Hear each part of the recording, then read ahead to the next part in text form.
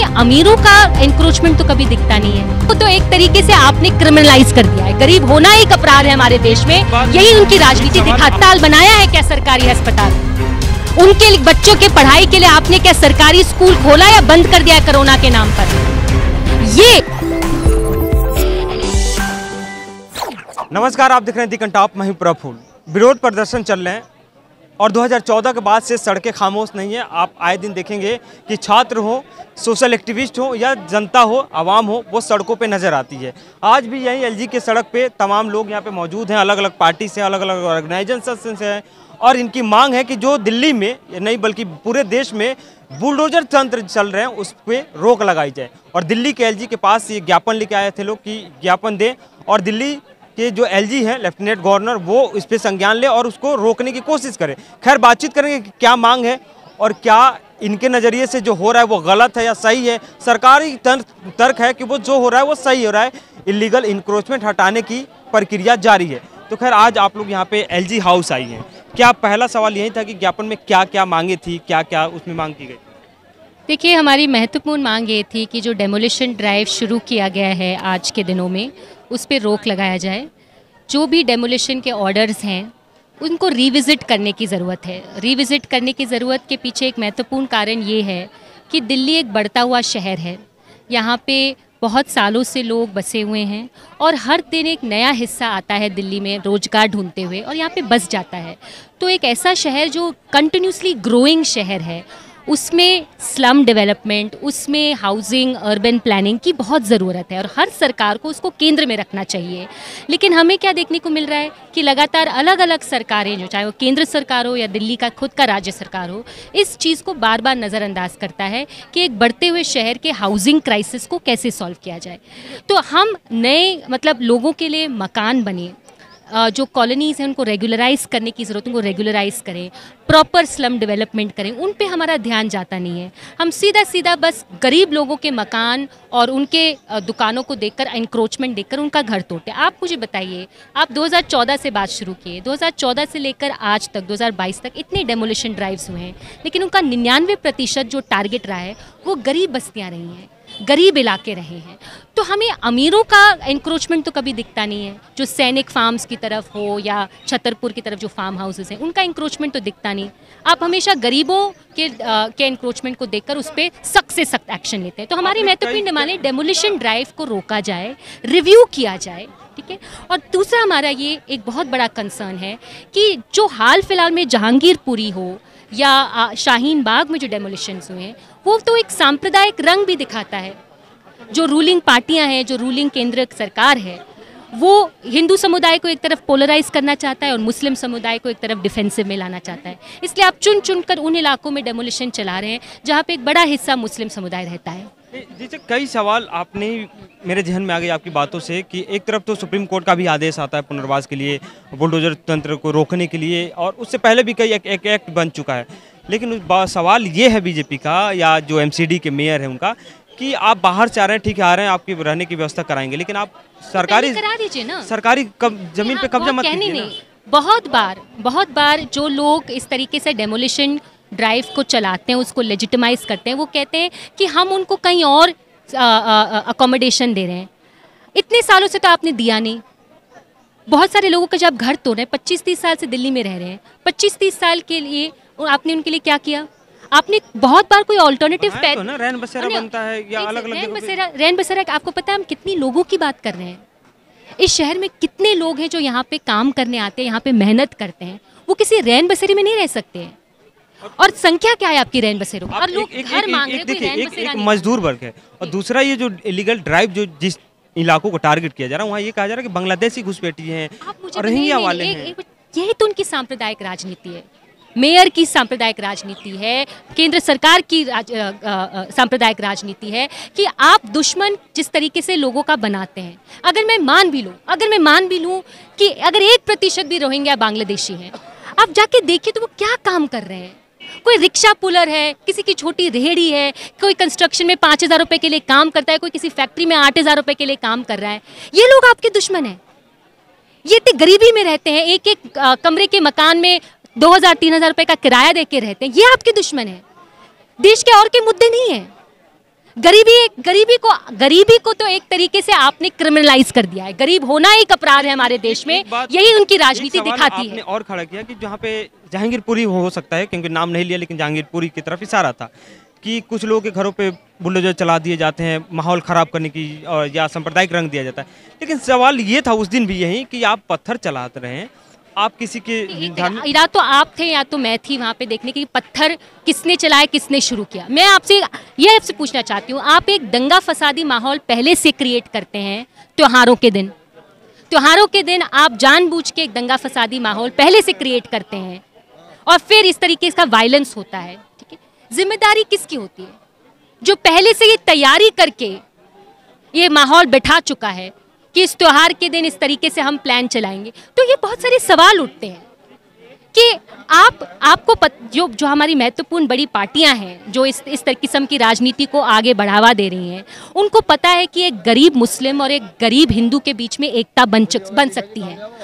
उनकी एकता price rise या inflation को लेकर बन सकती है, उनकी एकता रोजगार को लेकर बन सकती है, उनकी एकता हमारे सिर के ऊपर एक छत है, एक घर है, उस पर बन सकती है। उस एकता को तोड़ने के लिए बार बार त्योहारों या अलग अलग दिनों पर आप इस तरीके से दंगा फसादी माहौल क्रिएट करते हैं ताकि दोनों कम्युनिटी के जो गरीब हैं अपने असली मुद्दों पे एकता नहीं बता सकते। ट्वीट पे देखता रहता हूँ कि बीजेपी के नेता जो हैं तमाम ये आरोप जो आप उन पे लगा रहे हैं, ये आरोप आप लोग पे लगते हैं कि कुछ लोग हैं जो सामाजिक कार्यकर्ता समझते हो, किसी पॉलिटिकल पार्टी के वॉलंटियर समझते हो अपने आप को, लेकिन वो माहौल ख़राब करते हैं। इस कार्रवाई को सांप्रदायिक रंग वो लोग दे रहे हैं। हम कैसे देंगे?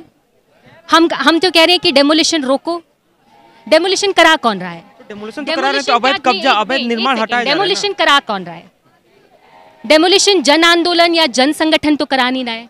डेमोलिशन को रोकने के लिए जन संगठन, ट्रेड यूनियन, महिला संगठन कह रहे हैं, तो वो दंगा फसादी कैसे हो गए? वो तो कह रहे हैं डेमोलिशन रोको, किसी का घर नहीं टूटना चाहिए। क्या वो लोग सांप्रदायिक हो जाएंगे? या वो लोग सांप्रदायिक होंगे कि इसका घर तोड़ो, इसका घर पहले तोड़ो? सवाल आपका है। तो घर उन्हीं का टूट रहा है ना, जो लोग या तो इलीगल 99% उन लोगों का टूटा है जो गरीब हैं। इस सवाल को पहले देखा जाए कि इस शहर में जो गरीब है उनके घर, उनके दुकानें पहले क्यों टूटती हैं। और दूसरी बात, आप अमीरों के इलाकों में जाकर एनक्रोचमेंट पर एक्शन क्यों नहीं ले रहे?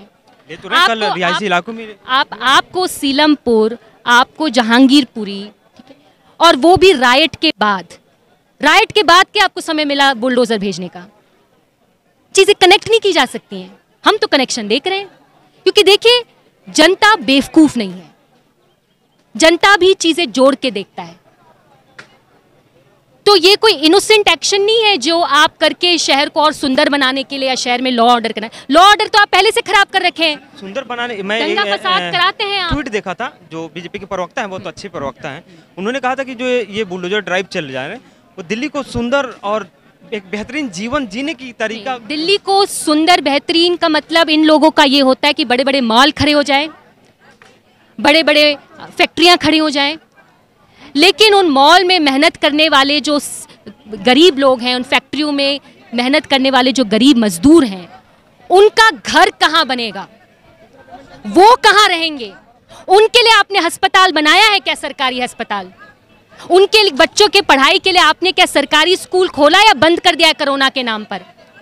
ये ज्यादा महत्वपूर्ण सवाल है। जब वो सुंदरता की बात करते हैं ना, हम लोग के रोजगार, हम लोगों के रहने की जगह, हम लोगों के सच्चे मुद्दे, जैसे वो उनके बच्चे कौन से स्कूल में पढ़ेंगे, स्कूल चल रहा है या बंद कर दिया गया है, स्कूल में टीचर आती है नहीं आती है, ये मुद्दे ज़्यादा ज़रूरी हैं मुझे लगता है दिल्ली की जनता के लिए। क्योंकि सुंदरता के नाम पे आप लोगों की ज़िंदगी उखाड़ लेंगे और एक DLF का मॉल खड़ा कर देंगे। लेकिन उससे नहीं, लोगों को बहुत बार मॉल की ज़रूरत नहीं होती है, लेकिन आपको मॉल ज़्यादा सुंदर लगता है क्योंकि उसके टेंडर से आप कमाते हैं। महंगाई पे कहीं बहस नहीं होती है, इसका मतलब महंगाई की बहस नहीं होती है, बिल्कुल यहाँ नहीं। देखिए, मैं कह रही हूँ कि महंगाई के मुद्दे पर, महंगाई के मुद्दे को लेकर, शिक्षा को लेकर, स्वास्थ्य को लेकर, रोजगार को लेकर लोग परेशान हैं इस देश में, और उस परेशानी को लेकर लोग एकत्रित आसानी से ना हो, एकता आसानी से बना ना, इसलिए आप धर्म के नाम पर उनको बांट के रखते हैं।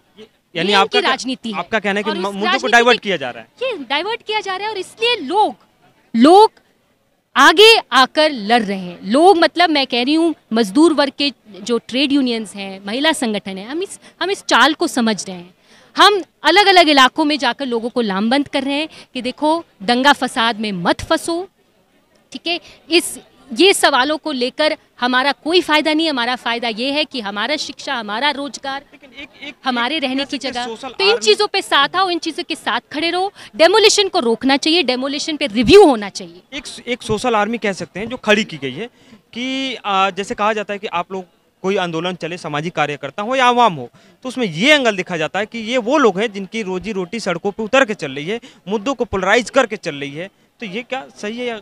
देखिए, यहाँ पे कोई आपको लगता है कि धूप में खड़ा होकर आम लोगों के साथ यहाँ पे लड़कर हम कमा रहे हैं, सही सवाल पूछकर हम कमा रहे हैं, ये तो एकदम झूठा आरोप है।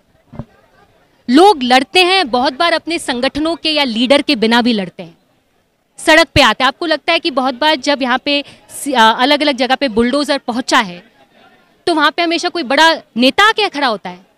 लोग वहाँ पे जो रहते हैं वो लड़ते हैं, और वो किसी पैसे के लिए नहीं लड़ते हैं, वो एक बेसिक जेन्युइन सवाल और इश्यू को लेकर लड़ते हैं कि मेरा घर क्यों तोड़ रहे हो आपने मेरे लिए और कहीं तो घर बनाया नहीं, 25 साल से तो मेरे लिए और कुछ आपने रास्ता बनाया नहीं, आज मेरा ही घर दिखा आपको तोड़ने के लिए। लेकिन इतना करने के बावजूद भी बुलडोजर की कार्रवाई रुक नहीं रही है, FIR हो रहे हैं, तो क्या आप लोग इन सब चीज़ों के लिए तैयार हैं, FIR झेलने के लिए, जेल जाने के लिए? देखिए, लंबे समय के लिए जन आंदोलन, FIR के खिलाफ, सेक्शन 144 के खिलाफ, अलग अलग चीज़ों के खिलाफ लड़ते हुए आगे बढ़ा है। आज स्लम डेमोलिशन के खिलाफ भी हम आगे लड़ते रहेंगे, लड़ना पड़ेगा, और क्या चारा है, क्या छोड़ा आपने, लड़ेंगे और क्या करेंगे। इसी तरीके से इस पूरी व्यवस्था पे दबाव बनेगा, तो ये संघर्ष जारी रहे। धन्यवाद। तो हमारे साथ बातचीत कर रही थी, मैं नाम नहीं पूछा था शुरू में, सॉरी। माया है, मैं माया जी में पढ़ाती हूँ, दिल्ली संगठन से। ये माया जी हैं जो दिल्ली विश्वविद्यालय में पढ़ाती भी हैं और महिला संगठन से हैं।